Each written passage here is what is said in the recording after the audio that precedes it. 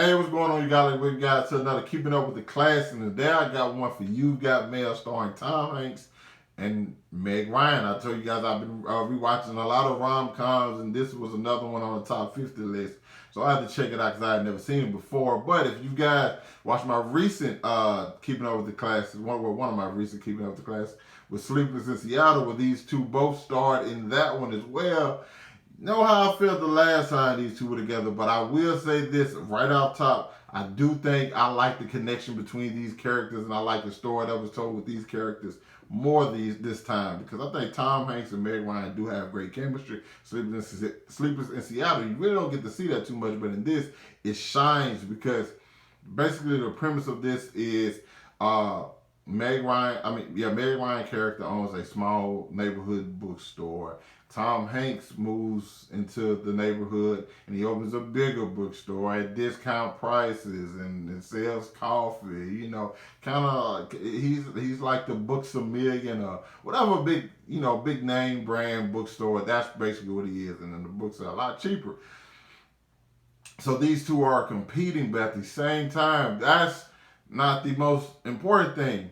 These two are back in the 90s. You know, you had AOL Instant Messages, so they are pretty much pen pals. Okay, you know what I'm saying? They're like friends on the internet. Yet neither of them know who the other one is, and so they just go back and forth and talking about like what they're dealing with. Nothing too personal because they don't really want to know that much about each other. But it's just like someone to have a connection with.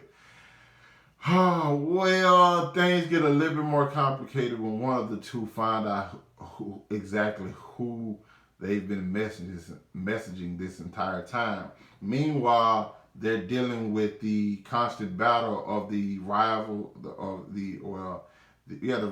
between the bookstores, and Tom Hanks is possibly on the verge of putting Meg Ryan's bookstore out of business. First of all, the back and forth between the two, great. Chemistry between the two, great. The writing in this, great. I enjoyed this film quite a bit. And it's very satisfying once it gets to that point, because there's a obvious way while watching this, I'm like, it can go this way. And I kind of don't want it to, but I know it's the possibility. It's like there's a direction that this can go and it can turn out bad. Now, one thing I would say about this is like both people are, at the beginning of the film, both people are already in relationships. And I just couldn't help but think like, oh my God, these two can't find true love unless it's with somebody that they're not already with. It's like every single time, it's like, what are you doing? Like, do you have to be in a relationship in order for you to find somebody else? A lot of times that's the case, but like I'm like, damn, they have to do that every single time. The whole instant message stuff is like so unique because I think a lot of us have been in a situation where like we talk to someone so often, but we don't actually know that we don't know that person personally. It's just somebody you can just like have a conversation with, because like you can be very, very loose with them, and because like there are no really consequences to those conversations. They don't know your people, you don't know their people, you have no real relationship. It's just somebody you can talk to and just like don't have to worry about it, you know.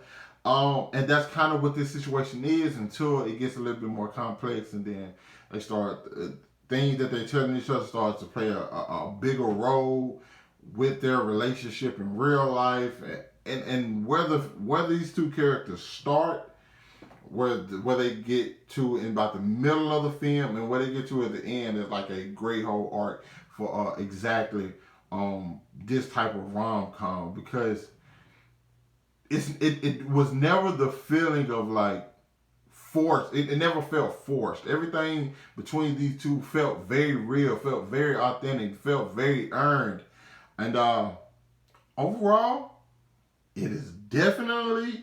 It's way better than Sleepless in Seattle, first of all. I just have to put the no.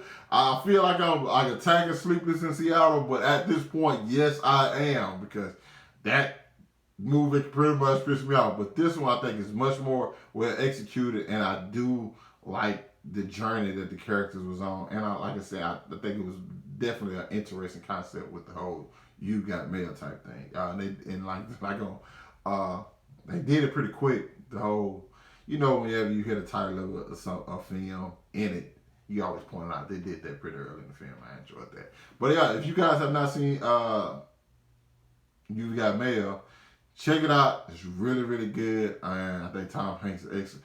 Tom Hanks and Meg Ryan are both excellent in that. It kind of gave me this. I was a '90s kid, so kind of gave me a little bit of Corey and Topanga vibes.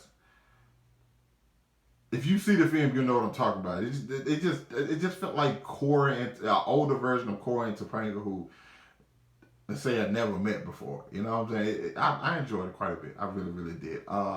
You guys, let me know what you thought about it down in the comments. If you've seen it, hit that like button, subscribe to my channel. Thanks for watching the video. Hope you guys are staying safe, and I'll catch up with you guys later. Peace.